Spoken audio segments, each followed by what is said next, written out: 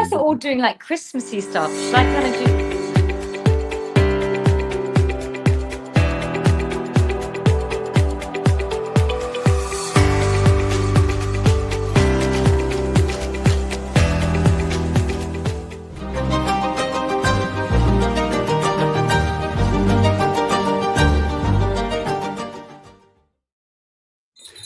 Hello, welcome to the show. See, if I'm going to be allowed to open the show, you guys, I'm going to do like this backstage feel.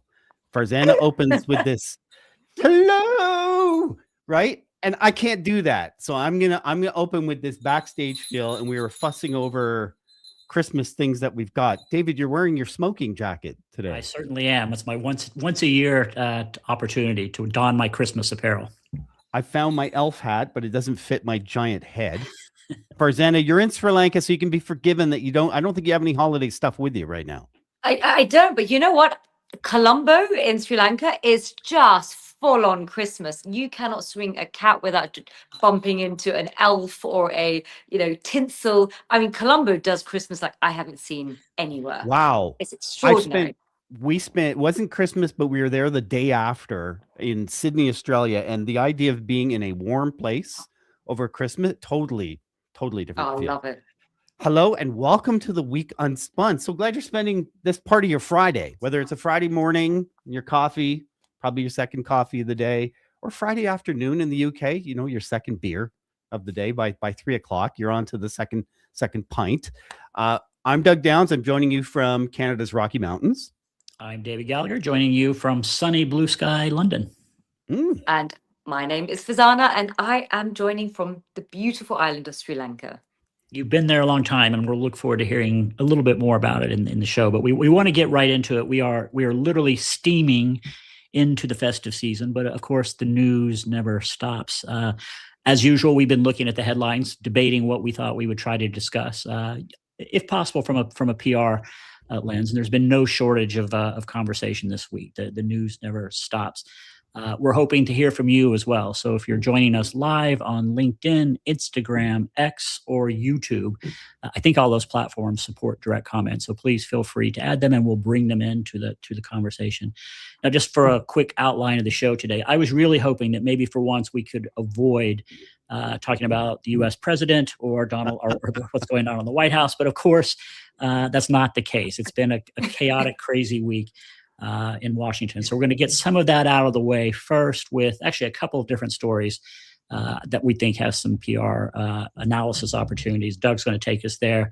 Farzana noted a conversation between Sir Martin Sorrell and a woman named Sarah Waddington, who leads the UK PR Trade Association, about whether PR is dead or not. So we'll have a conversation about that. And then we've got to look ahead at a special episode of the Stories and Strategies podcast set, I believe, in 2035. So we'll have a sneak preview of that. But Doug, once again, you've got the lead story. So take us to DC if you would. That's another steak that you owe me. I was in the grocery store and I was picking up my weekly Vanity Fair magazine, of course, which I do all the time. This Susie Wiles interview, oh my goodness. Susie Wiles, you probably know her. She's President Trump's chief of staff. She gave a series of interviews to Vanity Fair magazine, offering rare, candid insight into the inner workings of Trump's circle. What a photo this turned out to be. Across those conversations, she spoke openly about Trump's personality and leadership style, as well as about internal dynamics involving other political figures and advisors. She was dishing.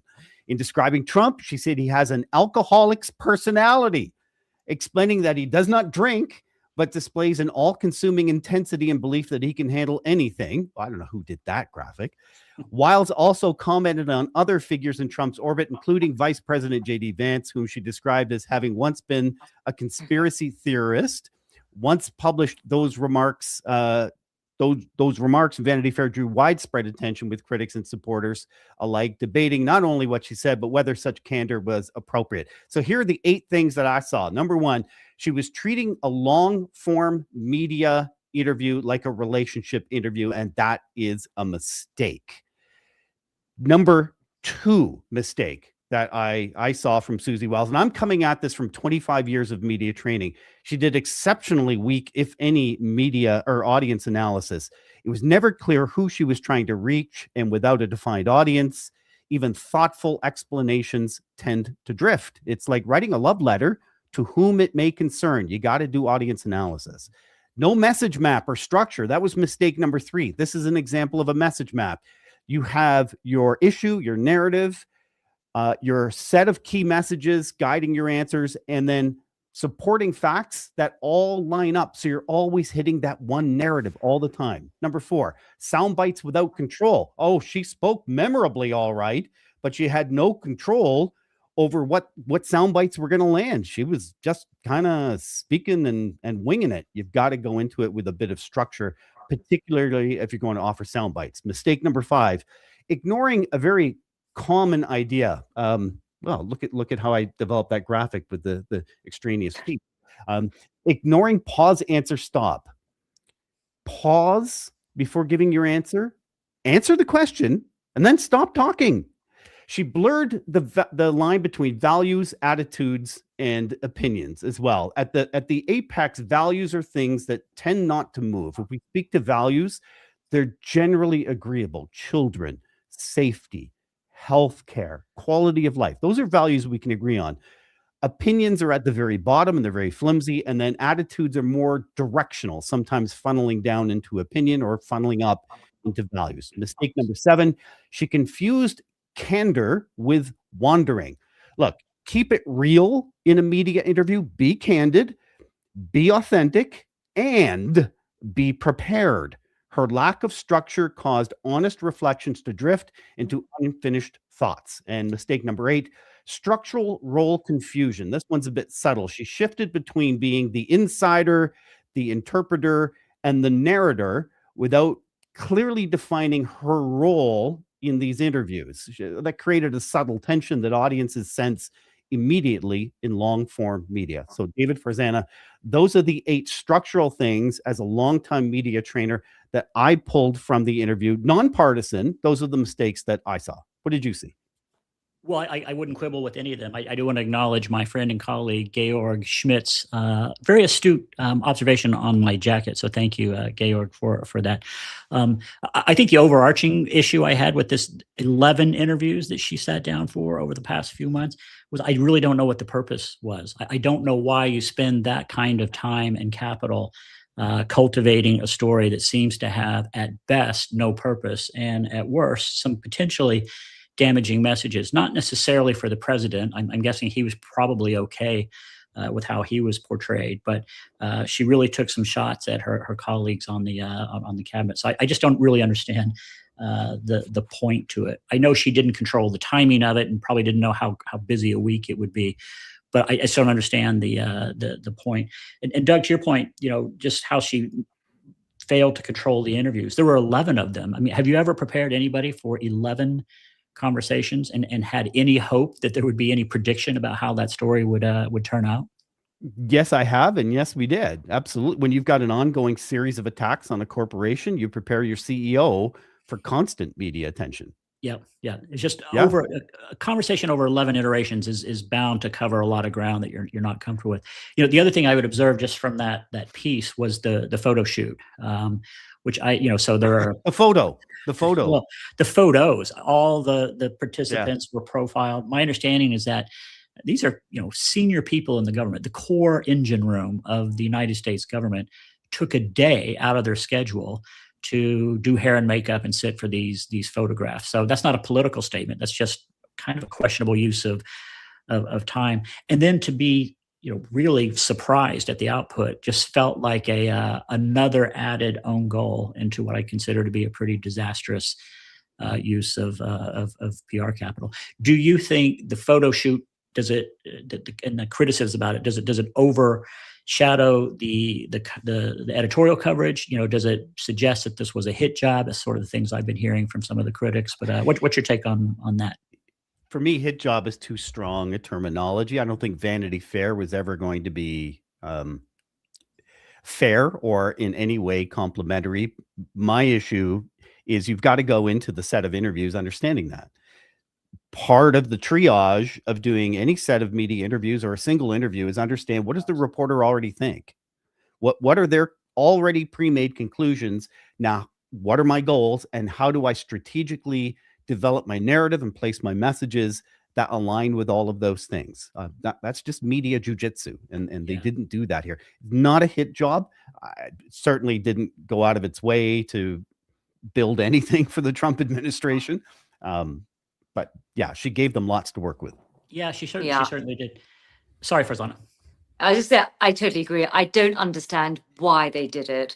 For so long, the rhetoric from the camp has been, fake news, and they've, they seem to do rather well with sort of more long form narratives, such as podcasts, where they can contextualize their comments. And what I don't understand is, why did they deviate from what actually has worked quite well for them in terms of direct sort of social media content, direct speeches and sort of podcasts if they were to get interviewed. So I don't understand why they decided to take that risk and go with the Vanity Fair interview. So I don't get the thinking behind it. I don't understand it. Was it Vanity? Or was it the name's in the title, right? And I do think that despite kind of a drumbeat complaining against the elite mainstream media, there are within that cabinet, a number of people who really do crave that kind of attention and validation. And that's the only reason I could think you would look at this and say, yeah, this seems like a good idea. Otherwise, I think you probably would have spent your time doing other things. Now, just to maybe switch a little bit, and Doug, we can probably come back to both the interview and the photo shoot if you like. But it was a crazy week. And I was thinking about this because, we start talking about this on Monday, like what's the news going to be? And there was the horrific shootings in Australia, and then I guess a little bit before that in Rhode Island and in the U.S. That's not a White House necessarily question or issue. But that's how the week started.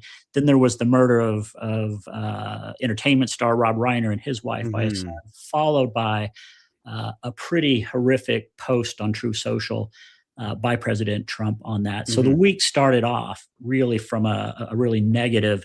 A big hole for the White House to dig out of. They couldn't control the timing of the Vanity Fair piece, but they did decide to break into live coverage of the season finale of Survivor on Wednesday night in the U.S. with the presidential address. And I remember a handful of those from my time living in the U.S. Those are reserved for declarations of war. I think W. Bush did that in the second Iraq War. For big moments of national mourning and healing. I think Reagan did it after the Challenger disaster, but they're really not used for what amounts to kind of a political speech. So I can't imagine, again, the decision-making process to break into live coverage with an 18-minute high-speed political speech that basically says things are better than you think they are, and if you don't like them, you should blame Biden. That was sort of the Trump 18 minutes, and he's been panned. I was really trying to be more balanced than you might think I usually am about these things, to find a positive review. But the FT said he was combative. The Telegraph, again, that's not a critical source, said he was unusually wooden. CNN said it was the nightmare before Christmas. So again, and maybe this is just sort of a second look at the earlier interview, but what's your take? Why would you do that? If you're sitting in the White House communications room, why would you? Oh yeah, sorry, Governor Newsom from California basically said this could have been an email, and I think that was probably a lot of people's summary. But I don't know if you've got to take, Doug or Farzana, if there's a reason to do this that escapes me. If there was some way that maybe he has shifted the narrative, what's your view on why you would do this and what sort of impact it might have? Go ahead. I mean, again, first you have the Vanity Fair, then you have this. I don't understand the strategic thinking behind it. I just, unless it's just distraction, sort of comms, don't really get it. I think he did try. I think the idea was to reshift a narrative. He's looking at his own opinion polls, ignoring the fact that opinion polls for the Democratic Party are horribly low, right? Astonishingly low right now for support for the Dems, but didn't pull it off. And probably because he was rushed. For him, 18 minutes is a tight time frame. He wants 3 hours to explain his points, which he doesn't need. But he does better in long form. Somebody seemed to have written the entire speech on the teleprompter in all caps because he was shouting at me the whole time. Don't write the speech in all caps. The most interesting part for me was the media diagnosis afterward. I made a point of watching MSNBC, CNN, and Fox News, which I would suggest come at it from different, each one comes at it from different perspectives. And they landed succinctly on the idea that the economy will be the driving force of the midterms next year, that is the issue. CNN begrudgingly acknowledged that the crime rate is probably not the issue. Fox saying the crime rate is down generally across the US. I'm sure that folks could debate that to the cows come home, depends on how you look at it, but they did land on the economy. To be fair, on that evening, Wednesday night, inflation rate was at 3%. So CNN and MSNBC were full of, this is disastrous because the economy is the main argument, and the economy is worse. The economy is terrible. It's the same as when Biden left. It's not down. And the next morning, a refreshed inflation rate was released, and it's down at 2.7%. So at least one tick in the right direction, but it's gone there in months previous and gone back to 3%. So I found it interesting that we're setting up for the all-important midterms next year, and that, not that the economy isn't always an issue, but how Americans feel about the economy will be such a key electoral point. And that seemed to be the woven narrative. Yeah, I wouldn't argue with any of that. I do think that when you have a business problem, you can't solve it with a PR solution. That's the general message I would draw from this. And right now, his administration has a business problem. Most markers for most Americans' experience with the economy aren't going in the right direction. They're certainly not going in the direction that he said they would go from day one. So people are frustrated. So his message seemed to be patient. Things will turn around next year. You'll see that my gambles will pay off. And I think that's asking a lot for people who are already quite frustrated. And I think he's possibly making the same mistake that Joe Biden made. And that's like, oh, you're not reading the data correctly. You're not giving us credit for the things that are moving in the right direction. Those stats are not matching people's vibes. And I think it was, yeah. So I think it, again, was a missed opportunity. And I think you don't interrupt someone's viewing, primetime viewing to make a speech that they didn't ask for, especially if you don't have any news to give them. I don't think it'll do much damage. I think that it will probably be forgotten before we head into to the festive celebrations. Thank God there wasn't a football game on. That could have been quite problematic. That could have come back to bite him. So it smells a little desperate, but we'll see. And next week's a new week, maybe closer to home in the PR community. Farzana, you'd mentioned this conversation that Sir Martin Sorrell had. He was the founder and creator of WPP until he left to start something new, but he's still still finding a way to make headlines. And he had a conversation on UK radio with Sarah Waddington, who chairs the PRCA, the UK PR Trade Association, about whether or not PR was dead. And you spotted that, and thanks for bringing it to my attention. And Doug's probably not reading these things as closely in Canada as we are, but what's your take? And I know you've got a kind of a high level view as the president-elect for CIPR as well.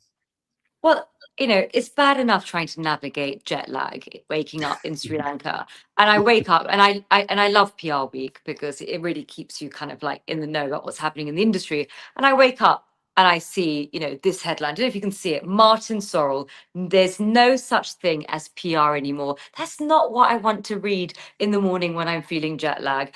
So the WPP founder, Sir Martin Sorrell, has declared the death of PR during a debate on BBC Radio 4's Today programme with the PRCA chief executive, Sarah Waddington. And this was an extraordinary interview. Now, I don't know if I can access BBC here in Sri Lanka, but as soon as I go back to the UK, the first thing I want to do is listen to that story. And I would ask, those who are in the UK, please do listen to it. It's on Radio 4. Now, what happened is that he said there's no such thing as PR, arguing that the discipline has morphed into online content and social media. And according to him, it is, it's morphed, it's creating content at scale, personalizing, visualization, and copywriting at huge scale is becoming more and more important. Now, Sarah, for those who know Sarah Waddington, I'm so glad she was there for, batting, and sort of being in our corner. So she argued that storytelling has always been at the heart of public relations. And she said PR remains vital in helping organizations communicate who they are, what they stand for, and why people should care.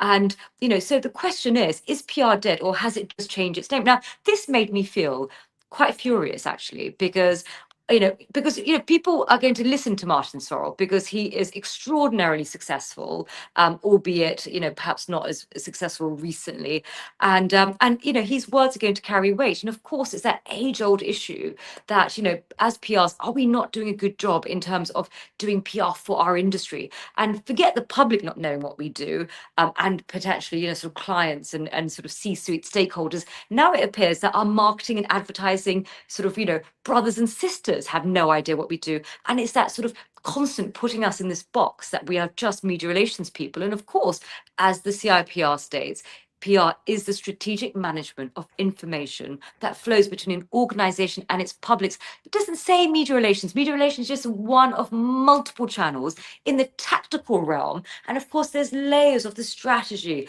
as well as, the tactics.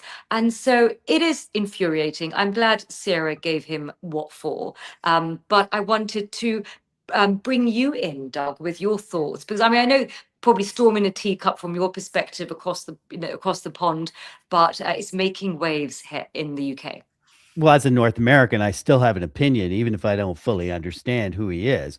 I think he's being a provocateur, and we just talked about Susie Wiles not having a narrative or a particular emotional stance that was strategic that she wanted to put out. But in this case, he did have a narrative, and he certainly evoked an emotional reaction with the headline. So from a public relations standpoint, well done, Sir Martin Sorrells. You're a wonderful PR practitioner that way. I think he's just trying to be provocative here. Either that or he's stupid and he doesn't understand what relating to the public actually means. And I don't think that's the case at all. But there is underlying this, there's something to this, right? One of the biggest problems for us in PR, Farzana, you and I have talked about this on the podcast, Stories and Strategies. It's I could never explain to my mom what I do for a living. And it's my job to explain the difficult to explain in a short, concise, and memorable way. It's my job to land messages, not just we still can't explain to our moms what we do. And that's a problem. If we can't define it, then how are others supposed to define it?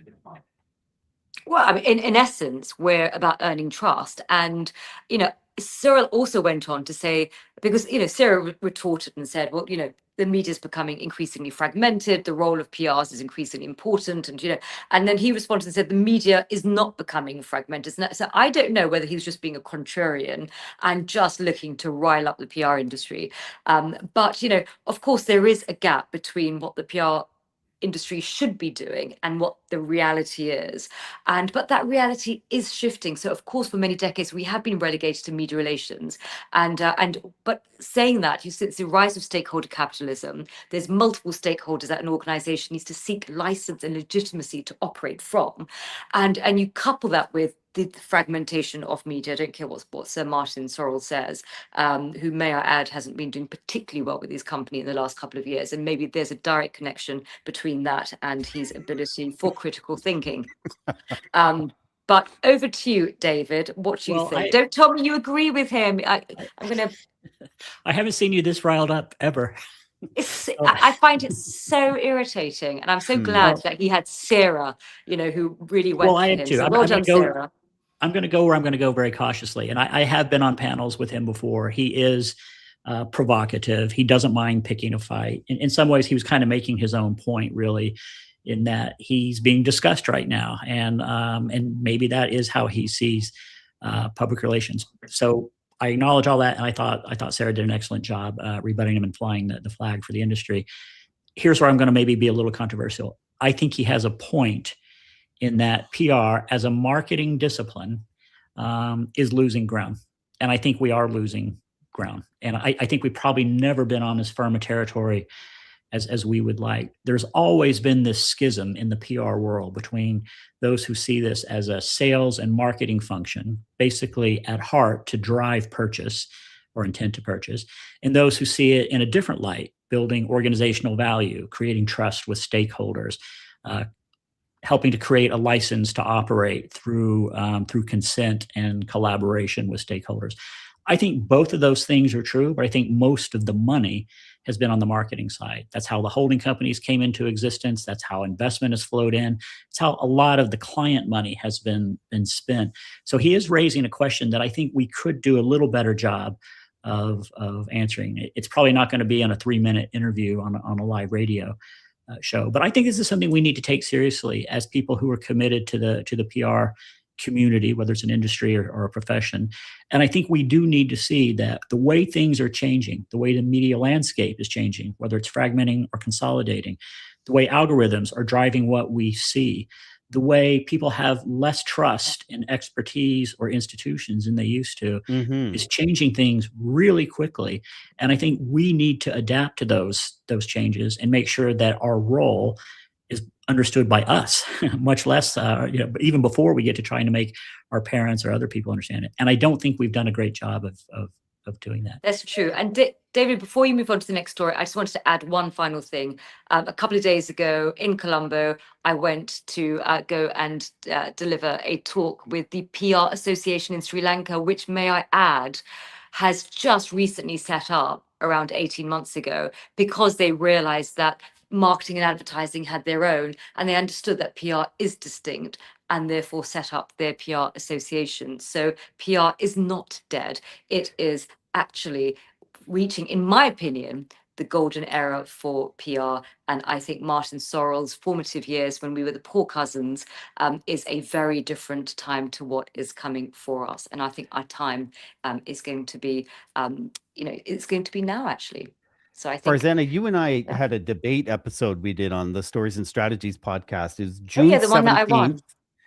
Yeah, I remember. No, I think sadly I won. So Farzana took the percent. It's June 17th, episode 182, and we debated: is PR a separate function, or is it just part of the marketing team? And Farzana took the role of, dang right, it's a separate function. Get out of here, marketing people. And I took the perspective of, no, it's all just marketing, with a little bit of, it's for the point of the rhetoric. But sadly, we sort of decided that I did come out ahead in that debate. And we have another debate episode coming up on Tuesday. Well, maybe you can take us to 2035, Doug. I know that. Tell us a little about this special episode and I have to, disclosure. I'm part of this as well. You cast me in a role here, but tell us about this episode that's coming up. Maybe show us a little bit about what we can expect. I'll set it up real quick. I feel like I'm on James Corbin. I'm setting up a movie clip. So we've done a really special episode, created some cinematic audio, so to speak, called sound design. And we're putting some animation to it that'll come in the new year. But there are lots of issues within PR. Describing what PR is one of them. But there are 3 chief issues when we look at it's AI and all the technologies and all the tools, and how PR is changing and will change over the next 10 years, just from all the different tools that are coming out under artificial intelligence. Then entry-level positions. So many of the things that students or young people used to do to get into PR and earn their chops and develop experience, those are being usurped by AI. So that's got to change. And then female leadership in industry, that 2/3 of the industry is made up of women, but only 1/3, depends on what study you read, 1/3 of the industry, the C-suite, is led by women, 2/3 by men. Those are the 3 issues we looked at. And how do you solve those? And instead of looking forward through, the crystal ball, Farzana and I traveled to the year 2035. And here's what it sounded like. Sequence. It sort of looked like. Subjects, hold still. There's always a hold still right before history happens. And you always talk through it.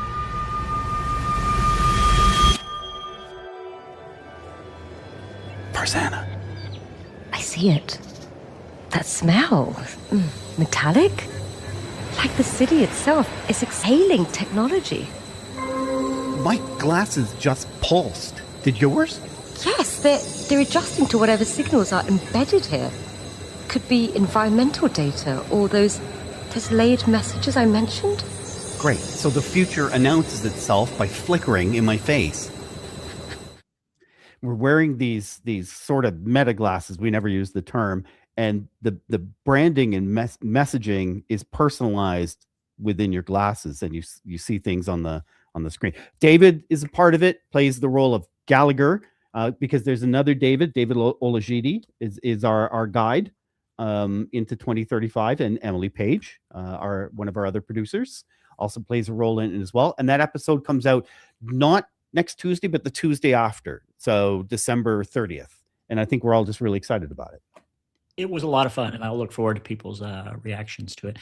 I am afraid that's all the time we have. This is my last time before I break for the festive break. So have a very Merry Christmas, Happy Hanukkah, or whatever you might be celebrating next week. And Farzana and I are back next week on Boxing Day. We might go live to David from the buy and sell, wherever, when he's doing all of his shopping. As always, thanks for checking us out today. Thanks to superstar producers Emily Page and Solomon eBay. The Week Unspun's co-production of Folgate Advisors, Stories and Strategies Podcast, and Curzon Public Relations. Want to catch the recording? You can check it out. David's LinkedIn channel. I think Farzana's Instagram, her X, my personal X, Curzon's YouTube, the Stories and Strategies Podcast YouTube as well. And as always, one final thought. Remember, you are worthy of connection exactly as you are. So is everybody else. Have a great weekend.